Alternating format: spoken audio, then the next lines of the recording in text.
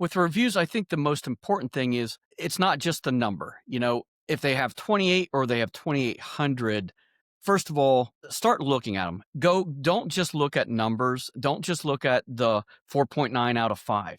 If there's only 28 reviews there and all of them have no comments or it just says great company and it doesn't describe their project, that's probably the friends and family booster that got them going, got them some initial reviews. I think it's very important to look and see how long of a time do those reviews span? Are they current? Are they old as well? Meaning, can you go back years? If they say they've been in business for 5 years, there should be 5 years of reviews in that history. The other thing to me is read the comments. And you ask me about fakes or incentivized. It should talk about their project after the project is done. If they're sitting there holding a gimmicky sign that the contractor gave them to hold and they're shooting a picture, that means they were put under pressure to give that review at that time and hold that poster board or that sign. We don't ever do that. We don't even ask for a review until your project is done.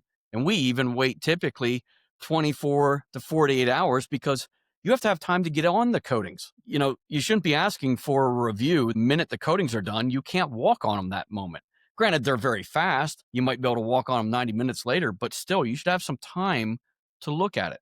So I think it's very important to say, did this happen after the work was done? That doesn't look like they were pressured into it. They're not talking about the sales process or the salesperson. They should be talking about the project itself. And they should have the same amount of reviews in time that they've been operating. Yeah.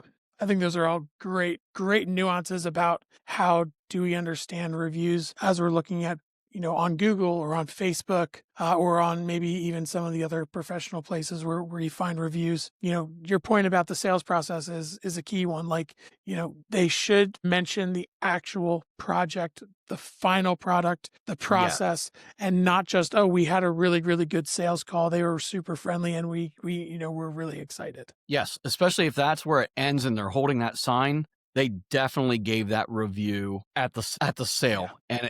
And we're going to talk, I'm sure at some point I'm going to get a chance to talk about, you shouldn't be talking about the fact that they were at your house for 2 hours either. Yeah. So let's go on to the next question here.